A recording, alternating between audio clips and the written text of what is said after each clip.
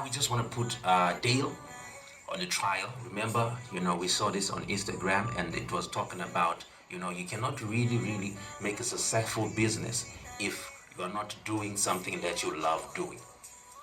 You need to love what you are doing.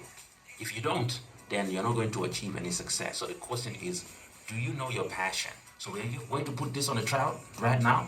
It says you can't achieve real success unless you like what you are doing. But let's look at the brutal reality of the market because we have to bring it to reality. So let's break down the pros and cons of running a business you aren't passionate about. So that what I said, you need to really, challenge yourself and think beyond, just most of the formulas that people they use, especially when it comes to business. And like what I said, business is our everyday life.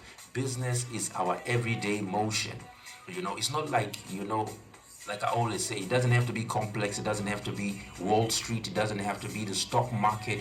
You don't need to have to do, business, what do you call it? Business governance for you to be able to understand the day-to-day things that we deal with in our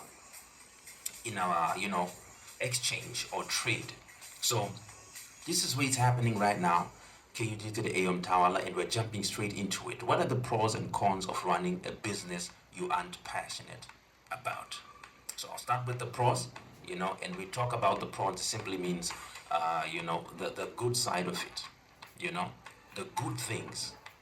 When you look at the good things, why passion can blind you, does it? All right. Number one, unshakable objectivity. So we're going to break it down and say, what do we really mean? When you're unpassionate about your product, you make cold, calculated decisions based on data and not feelings. If a product isn't selling, you kill it. A passionate founder will keep pouring money into a failing project because they're in love with it. So this is the good part. If you love something, and because it's not really doing well, it's like your baby. You are nurturing your child, making sure, they grow up to mature and become the best in the world. So it's simple as that with your business as well. You treat it like your baby. Even if it's not doing well, baby steps. Sometimes people even say that you can even take about 3 months to invest in your business before you even start making the profit. So if you're not really passionate about what you're doing, you want money, the first day. I want to make myself, I want money there and there.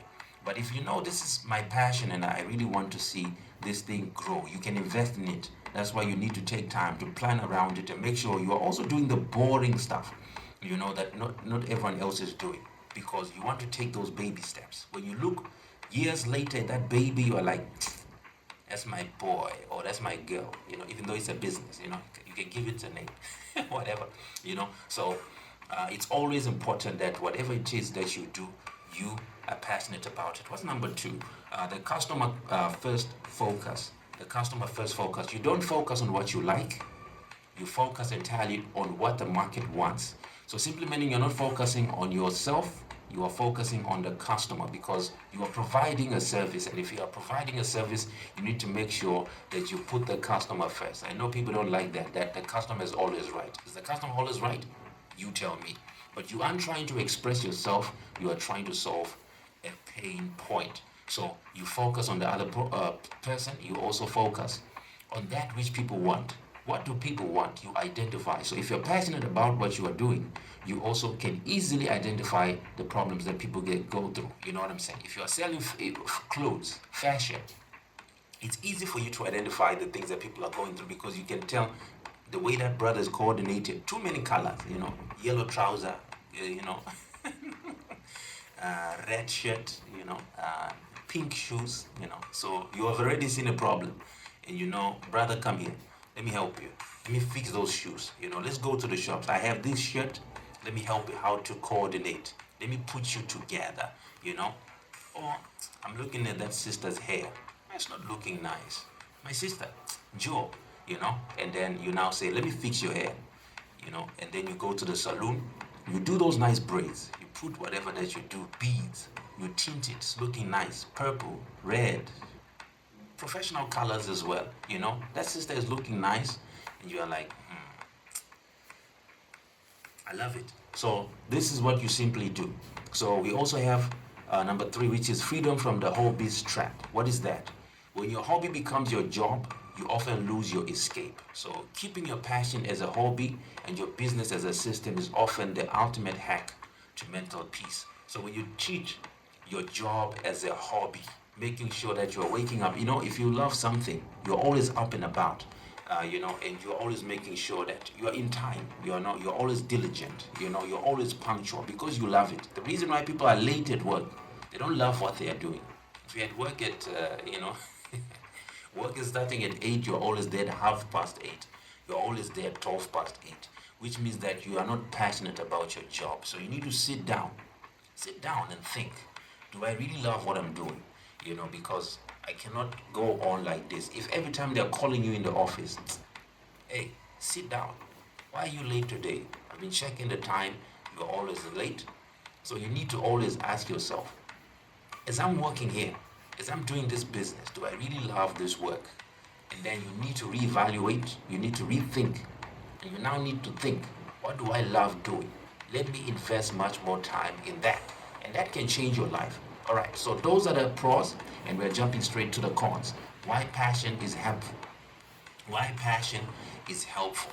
So we start with number one, the fatigue factor. Fatigue factor.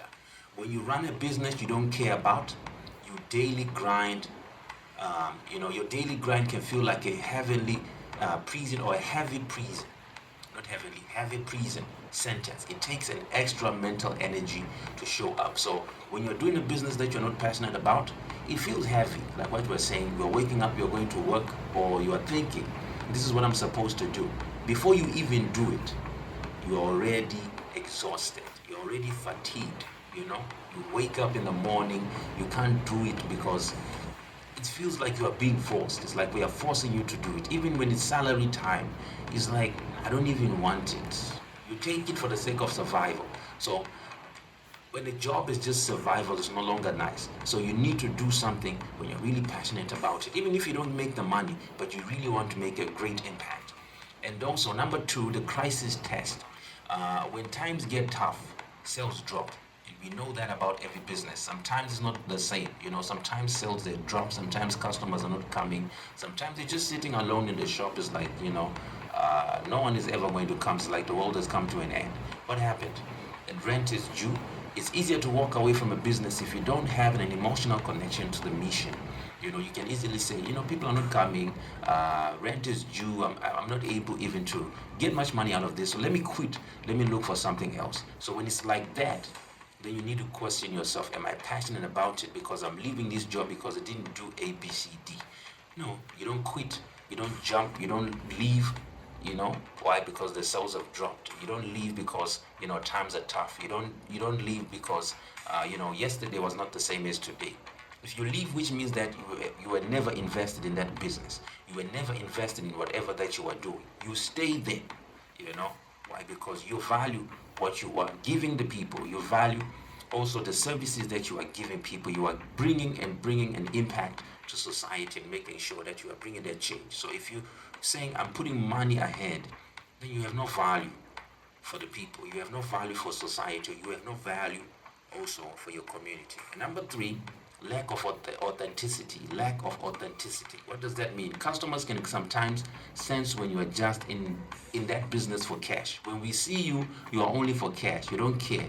If you ever walked into a restaurant, people are just standing. You have not eaten.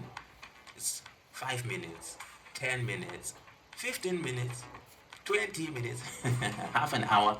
You are just sitting there, and the people are sitting, or they're just waiting. It's like they're not interested. They're just looking at you, because they're not passionate about that. They're in it for the cash. They're just standing there for the sake of saying, I wish I had something to do, Or, customer service. You are buying something at a till operator. They're not even looking. They're not even smiling at you. They're angry at you. They're giving you that, Uncle Joe eye, like, why did you come to buy? It's like you are bothering them. So it's always important to make sure that when you are doing something, be authentic about whatever you are doing. Care about the people, care about also the product. In as much as you want the money, first and foremost, people need to also love you. as much as you love the job. So if you like that warmth, when you like that welcoming, you know how people they say karibu, you know, you need to be a person who's welcoming, making sure that people they feel welcome. So this is very important. So let's look at everyday life. Think about school. Did you love memorizing, the Pythagoras theorem? I don't think so.